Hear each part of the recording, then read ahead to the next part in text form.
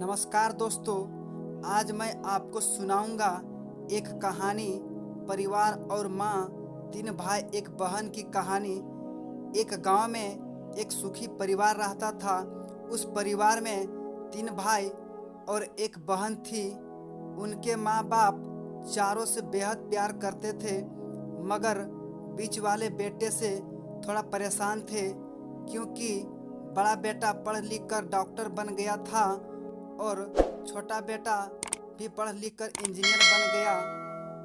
मगर उनका बीच वाला बेटा बिल्कुल गंवार और आवारा ही बनकर रह गया। उनके दो बेटे डॉक्टर और इंजीनियर ने शादी भी कर ली थी और कुछ महीनों के बाद ही उनकी बेटी भी एक अच्छे घर वालों में शादी हो गई थी। मगर बीच वाला बेटा अभी भी कुंवारा ही था, क्योंकि वह बिल्कुल अनपढ़ था और कहीं पर मजदूरी का छोटा सा काम करता था। इसलिए उसे शादी के लिए कोई भी लड़की नहीं मिल रही थी और उनके माँ बाप उससे बहुत परेशान हो चुके थे। अब जब भी उसकी बहन अपने मायके आती तो पहले वह अपने डॉक्टर और इंजीनियर भाइयों से मिलती थी, मगर बीच वाले भाई से भी बहुत कम मिलती थी, क्योंकि वह उससे ज़्यादा पैसे नहीं दे पाता था। लेकिन फिर भी वह अपनी बहन से बहुत प्यार करता था। अब उनके पिताजी बीच वाले बेटे की शादी किए बिना ही मृत्यु हो गई।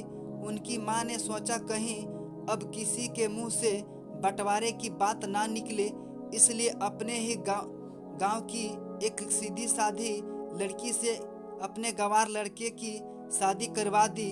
शादी होते ही ना जाने क्या हुआ, अनपढ़ बेटा लगातार काम करने लगा और पहले से ही कहीं ज़्यादा मेहनती भी करने लगा। अब तो उसे कोई भी दोस्त बुलाने आता तो वह उससे भी कहता था कि भाई, पहले मैं तो जैसे तैसे अकेला काम कर खा लेता था, मगर अब मेरी शादी हो गई है, मुझे अपनी पत्नी के लिए भी कमाना पड़ता है और कल से आने वाले बच्चे के लिए भी कुछ जुगाड़ तो करना पड़ेगा। इसलिए दोस्त, मैं अब तेरे साथ नहीं घूम सकता। यह कहकर उसका गंवार लड़का सीधा अपने काम पर निकल जाता है। उसके दोनों भाई डॉक्टर और इंजीनियर आपस में बात करते हैं कि हम दोनों तो उस गंवार से कहीं ज़्यादा पैसे कमाते हैं, इसलिए हम सब घर और ज़मीन का बंटवारा कर लेते हैं और उस गंवार से अलग हो जाते हैं, क्योंकि वह हमारे बराबर कभी भी नहीं कमा सकता। इसलिए उन दोनों भाइयों ने अपनी माँ के लाख मना करने के बावजूद भी बंटवारे की तारीख तय कर दी और उन्होंने अपनी बहन को भी बुलवा लिया और अपने गंवार भाई से भी कह दिया कि आज तुम अपने काम पर मत जाना, क्योंकि हम सब आज घर और ज़मीन का बंटवारा करेंगे। उसी वक्त उसकी बहन भी आ जाती है। उसका गंवार भाई कहता है कि तुम लोग बंटवारा कर लो, मुझे जो भी देना हो दे देना, मैं शाम को आकर अंगूठा लगा दूंगा।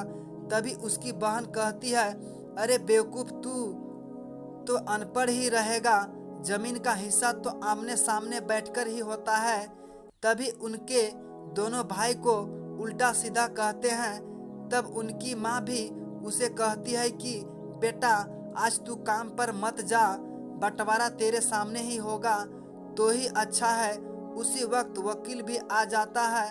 तभी वकील कहता है कि आपका सारा हिस्सा मिलकर 10 बीघा जमीन है और आपका घर है।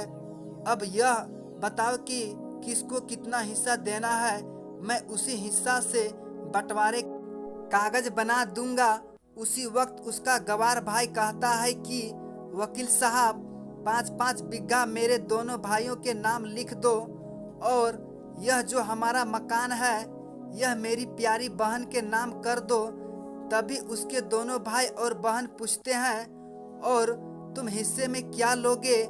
तभी उनका गंवार भाई कहता है कि मेरे हिस्से में मेरी प्यारी माँ है ना। और तभी वह अपनी पत्नी की तरफ मुस्कुराते हुए कहता है कि क्यों मेरी प्यारी पत्नी, क्यों मैंने गलत कहा क्या? गंवार की पत्नी अपनी सास से लिपट कर कहती है कि माँ से बड़ी वसीयत क्या होगी मेरे लिए। और उसी वक्त उसका गंवार पति भी अपनी माँ से लिपट जाता है। गंवार बेटे बहुत से ऐसे प्यार में जमीन जायदाद के बंटवारे को एक सेनेट में बदल दिया। अपने गंवार भाई के गले लगकर रोते हुए कहती है कि माफ कर दो भाई, मैं आपको समझ नहीं सके। तभी उसका भाई कहता है कि मेरी प्यारी बहन, इस घर में जितना अधिकार हमारा है उतना ही अधिकार तेरा भी है। और रही बात बंटवारे की, तो बंटवारे नहीं करने से हमारा जमीन सुख तो नहीं जाएगा, क्योंकि करते हैं हम बंटवारा क्या हम एक साथ मिलकर नहीं रह सकते? जैसे हम बचपन में मिलकर रहते थे। एक साथ मिलकर रहने से कहते हैं एक अच्छा परिवार और अच्छे परिवार को संभालती है एक माँ। तभी उसके दोनों भाई भी बहुत शर्मिंदा होते हैं और वह बंटवारे के सभी कागज फाड़कर फेंक देते हैं। खुशी खुशी अपने परिवार के साथ मिलकर रहने लगते हैं।